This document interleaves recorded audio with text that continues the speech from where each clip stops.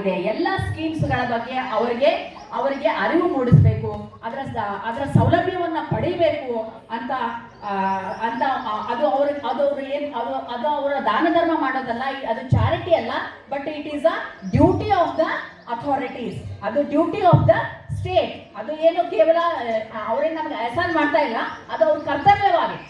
So ಈ ರೀತಿಯಾಗಿ 10 ಹಲವಾರು ಸ್ಟ್ಯಾಟ್ಯೂಟರಿ ಪ್ರೊವಿಷನ್ಸ್, 10 ಹಲವಾರು ಕಾನ್ಸ್ಟಿಟ್ಯೂಷನಲ್ ಪ್ರೊವಿಷನ್ಸ್ ಇರುವುದು, ಇದರ ಒಂದು ಸದುಪಯೋಗ ಪಡಿಸ್ಕೊಳ್ಳೋದು ನಮ್ಮ ಆದ್ಯ ಕರ್ತವ್ಯವಾಗಿದೆ ಅಂತ ನಾವು ಹೇಳ್ಬೋದು. ಸೊ ಇದಲ್ಲದೆ ನಾವು ಮುಖ್ಯವಾಗಿ ಸಂವಿಧಾನ ಅಲ್ಲದೆ, ಸ್ಟ್ಯಾಟ್ಯೂಟರಿ ಪ್ರೊವಿಷನ್ಸ್ ಅಲ್ಲದೆ, ಪರಿಶಿಷ್ಟ ಜಾತಿ ಪರಿಶಿಷ್ಟ ಪಂಗಡದವರಿಗೆ ಮಹಿಳೆಯರ ಪಾಯಿಂಟ್ ಆಫ್ ವ್ಯೂ ನೋಡಿದಾಗ ಏನಾಗುತ್ತೆ ಅಂತಂದ್ರೆ ಡೊಮೆಸ್ಟಿಕ್ ವೈಲೆನ್ಸ್ ಬಗ್ಗೆ ಮಾತಾಡಿದ್ರು. ಸೊ ಅದನ್ನ ಮಿಸ್ಯೂಸ್ ಆಗೋದ್ರ ಬಗ್ಗೆ ಮಾತಾಡಿದ್ರು. ಸೊ ಈ ರೀತಿ ಮಿಸ್ಯೂಸ್ ಆಗೋದನ್ನ ತಡಿಬೇಕಂತಂದ್ರೆ ಅದನ್ನ ನೀವು ಇನ್ನೊಂದು ಕೇಸ್ ಹಾಕೊಳ್ಳಿ ಅಂತ ಹೇಳಿ.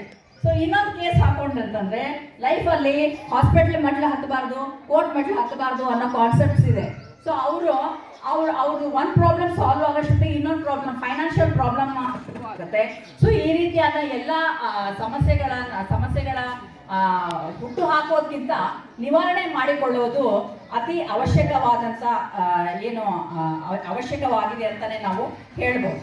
ಸೊ ಇದಲ್ಲದೆ ನಾವು ಮುಖ್ಯವಾಗಿ ಪರಿಶಿಷ್ಟ ಜಾತಿ ಪರಿಶಿಷ್ಟ ಪಂಗಡದವರ ಉದ್ದೇಶಿಸಿ ಮಾತನಾಡಬೇಕಾದ್ರೆ, ಸೊ ಒಂದು ಶಿಕ್ಷಣ ವಲಯದಲ್ಲಿ ಅವರ ಏಳಿಗೆ ಆಗಬೇಕು, ಆರ್ಥಿಕ ವಲಯದಲ್ಲಿ ಅವರ ಏಳಿಗೆ ಆಗಬೇಕು, ಸರ್ವತೋಮುಖವಾಗಿ ಅವರು ಬೆಳೆಯಬೇಕು. ಸೊ ಇದಕ್ಕೋಸ್ಕರ ಅವರು ದೌರ್ಜನ್ಯಕ್ಕೆ ಒಳಪಡಬಾರದು. ಸೊ ಈ ರೀತಿ ದೌರ್ಜನ್ಯಕ್ಕೆ ಒಳಪಟ್ಟರೆ ಏನೇನಿದೆ ಅಂತ ಎಲ್ಲ ನಾನು ಸವಿಸ್ತಾರವಾಗಿ ಹೇಳಿದ್ದೇನೆ. ಸೊ ಇದರ ಅರಿವನ್ನ ತಾವು ಗಮನದಲ್ಲಿ ಇಟ್ಕೊಂಡು ಸಾಕಾರಗೊಳಿಸಬೇಕು ಅಂತ ಹೇಳ್ತಾ ಒಂದೆರಡು ಮಾತುಗಳನ್ನು ಮುಗಿಸ್ತೀನಿ.